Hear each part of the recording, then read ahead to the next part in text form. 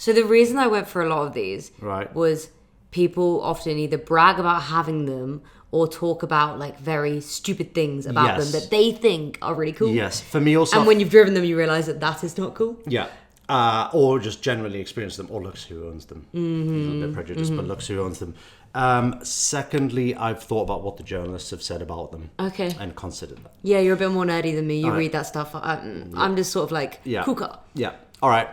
Okay, so the first one we actually test drove together. Mm-hmm. It's the BMW i8. I hate that car. I hated that car. And people loved that when it first came out. Mm-hmm. You loved it, didn't you? Yeah, I wanted it. Tit. Yeah. Like, the funniest thing as well is even the guy trying to sell it at the BMW dealership, like, had obviously never driven it in his life. Yeah. And didn't care at all. He didn't even know how to get into it. I think that says a lot about the BMW dealer sales experience. It's probably one of the worst we've had in terms of, like, the way they come across, their arrogance, the way they try and push the finance on you the entire time to make it cheaper, but actually the car hasn't done the talking. And some of the best dealerships we've been to, they've let the car do the talking. You can tell that by how much time they give you. So some of the best cars we've ever driven, the dealership will just be like, here are the keys, enjoy, guys.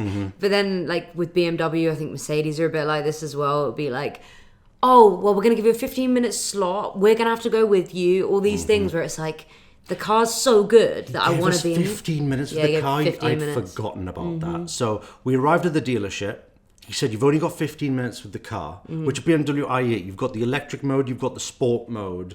Plus, we were in the middle of Milton Keynes, which is, if you know Milton Keynes, if you're from the UK, it's just roundabouts. Yeah. Like, it's just roundabout to roundabout. We were trying to get out of that, which felt impossible. Oops.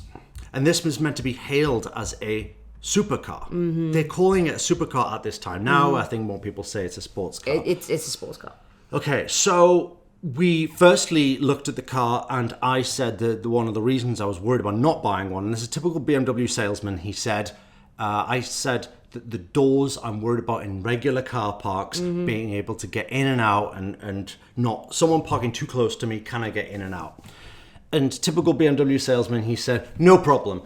If the cars are parked as they are now in the dealership, fine. So we stood by the car, and I said, I can't open the door. And he was like, no, it's fine. And he actually couldn't get in the car. He had to get another car moved to get in the car. And I actually took a sneaky photo, and I'll put it on the screen now. I'm sure I'll find it. Took a sneaky photo of him doing like a limbo thing to get into the car. And that for me told me everything about how this car was going to be. We had 15 minutes, so you couldn't get in. Yeah, I've actually never seen you so bored test driving a car. I'll put that footage up as well. Like, there was no facial expression, nothing was funny, nothing was exciting. It was like you were just driving a bus. I wanted to love this car, as well, because it's economical, it's cool, it's got doors that go up, it's got I think it's already outdated. Decent performance. Yeah, it is now. It looks tacky. Yeah, it does. It looks like it's trying too hard to be a supercar. Do you remember the boot? There was no boot. No, I don't remember it. You have the back seats, and you've got like a little... So your Alpine, you imagine just your rear boot only. That's all you've got to work with. And that's it. Such a long car as well. Yeah. So then we get onto the driving experience. It was just so boring. It was boring. like a Fast 3 Series, I'd say. It was very boring, no emotion. All of the sound was pumped through the speakers. It felt like a video game. It felt like everything was designed to make you feel cool and make you feel like you had a better car than you did, and the money wasn't spent on just making it a better car. Yep. Do you agree? I do agree. Okay, cool. We agree with that one. Do you want to go with your next one? Yeah. I don't know which one I'm going to announce first, but one's very controversial. Oh, it's going to be like my car. One of them is. I know what one is. I actually know what one is. Yeah? Can I guess so that you can say? Go on then. A G Wagon. There's my list. I can't see it. Is it a G Wagon? G Wagon. Oh, okay. So Because I've it's always $200,000. I know, but I've always wanted a G Wagon. I think they're absolutely hilarious, and also I'm 5'3". So a tiny girl getting out of a G Wagon is hilarious. However, They're very much like the Kardashians have one, rappers have them. They've got a bit of a stigma attached to them. They use so much fuel. I know. It is literally just a G63 or GLS63 in a square box. How cool is that?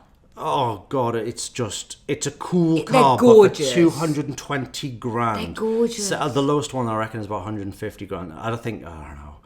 And you don't like they the must Defender be alright. either. Like Supercar Blondie, that is her daily car.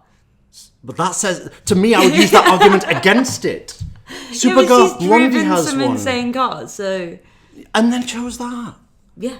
No, I don't respect that opinion anymore. So, for me, that is the interior's nice. Yeah. It is cool. I think the earlier one was cool. Yeah. But now I just think it's just become like this weird, big turbocharged thing. But you're not a fan of like big cars like that. Like even the G Wagon. I like the new Defender. You don't? No. Yeah. I like the new Defender. I don't like Land Rover, Range Rover. Not a fan. Exactly. That's not on my list, but I don't think they're overrated. To be fair. No, they're not that highly rated because of the reliability. And also, like everyone who's everyone has one, so like they're not seen as the creme de la creme, you know. Yeah. All right. Next one. Okay. My next one. Again, you're not going to expect this one. It was very random, but it came to me like immediately when we started thinking of this. A Tesla. But like all Teslas. Like every single model of Tesla. Yeah, it's a good shout. Do you agree there? Remember driving one? We'll put that footage on the screen. I almost vomited from driving it and also being a passenger. There is no driver experience. There's no... Yeah, it's like playing a video game. No driver involvement. No. I made the point that people, have you never noticed this? People on motorways drive slower in a Tesla, even though they're fast cars, because they are so engaged and in touch with the range and how much battery you are using at that time. Therefore, they don't want the punishment of having to recharge the car. So they make the energy last longer. Therefore, there is no fun. The self-drive thing barely worked. That was bad. Really bad. And the general quality of the interior was pretty awful. It wasn't a nice place to be at all. Also, a lot of Tesla owners just struggle with basic things. Like, well, for one, you've got to find your charging points. You also got to have one fitted into your home, quite a lot of people. But like even the most simple things, if something bad happens to your car, it breaks down, the door handle stops opening, the aggro of all of it is painful. You can't take it to just any old dealer or any old garage or anything. You have to go to Tesla. And they're not everywhere. They're hard to find and it's just not for me. Not for me. And I think, I wouldn't say they're as overrated now. I think the trend has kind of died. Yeah. Do you agree? I agree. Because you had all of these celebrities getting them. They felt very rare and now they're everywhere. Yeah. But still for me, overrated. Common car. Okay, my next one. The Aston Martin we went to see. The V8, which one? The V12 Vantage, or just the Vantage in general. Yeah. So we went to see I almost put that one. on my list as well, but I thought you'd get a bit upset. It's a car that I wanted to be good. Because it's a Vantage. It's a small, compact sports car with a beautifully sounding V8 or V12. A timeless design. That's what they say. That's what they say. But they're very common. They did it they're from like 2005 onwards for today. So they've been doing it for well over 17 years. Well, no, they got rid of it in about 2020. So 15 years. And we sat in it and we didn't even want to drive it. It was not bad. This was a V12 one. Secondly, they have a fantastic engine, but the manual gearbox was just mushy. I don't understand why the reviews say that the gearbox was nice. And the sports shift is a robotized manual, which is just clunky. It can't do automatic on its own. And for us, the clincher was the fixture and fittings inside. It felt when you get up close, on pictures it looked nice. Agree to disagree. I don't have this like soft spot for Aston Martin like you do. I'm British. Every single Aston, so am I. I could not be more British. Yeah, good point. Every single Aston Martin we've sat in, that we've driven, I'm just sat there like, What's the hype Did you about? not want to be James Bond when you were a kid? I know I'm you're a woman. girl. I know you're a girl, but for me, No. I wanted to be James Bond. I would rather be Batman. Which actually kind of leads me on to my next car that I was going to mention. You're going to do a Lamborghini? No. When we drove it, we were like, this feels like a shitty Batmobile. I'll wait for that one. Yeah, but that's it. Go on to that one then. So my shitty Batmobile is the Mercedes AMG GT. I forgot we drove that. Shite! That's how forgettable that car was. That was bad. They look so gorgeous. They look so stunning. There's one that's like Interior round stunning. the corner from me, and every time I walk past it, I'm like, that is stunning. So low to the ground. Looks kind of like, has this presence, which is a little bit scary, but classy at the same time. We are racking up dislikes right now on this channel. You know. Have you just We're joined just naming every single car that people actually Have know. you just joined this channel in order to see how many dislikes I can get on a video? Oh, yeah, do it. Yeah. Bring it on. Yeah. So, You agree, though. Yeah, I do. It was fast in a straight line. It made a kind of nice noise. Beautiful inside. Just boring. It did grip quite well, but there was no feedback at all. Like, you know the Alpine, when you go around a corner and Yeah, this is or the incredible Cayman, grip. you Obviously, go around a corner it's and like you so feel much something. heavier. You can feel where the car's at. I don't feel like you had much connection with the car. I didn't feel like I was at one with it. I didn't feel like I could feel the road or anything. It was just heavy. It was clunky. I didn't find it very smooth. Quite claustrophobic inside, I found as well. Yeah, Same with the Aston. Yeah, I'd say so. Yeah. But aesthetically, gorgeous. Stunning. I wanted to like that as well. I love every car that... I love every time I see that car. I love it. And I wanted to... And I like the drivers of it quite often as well. alongside your Alpine, you've got money to burn, and you've got to drive from the UK to the south of Italy. Yeah. Would you consider one as like a continental GT car? You know, like the Maseratis, Yeah. Potentially, 911s. In a straight line, fun. Was it fun? Fast. It was fast, yeah. But there are a lot of fast cars. It actually wasn't that fast. Yeah. I think I could think of other cars, probably. Probably like an Aston Martin Vanquish or something, even though we shit on Aston Martin on this channel constantly. But yeah, I wasn't a fan. Next one. Yeah. My final one. I've gone... You're going to hate me for this. Oh, what is it?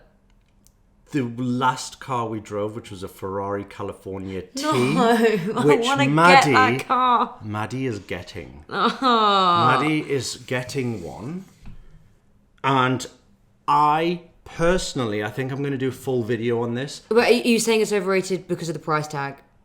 No. Oh. I am saying it's overrated because of what the journalist said about it. Okay. So, they brought the California, which we saw it for the first time in the flesh in France.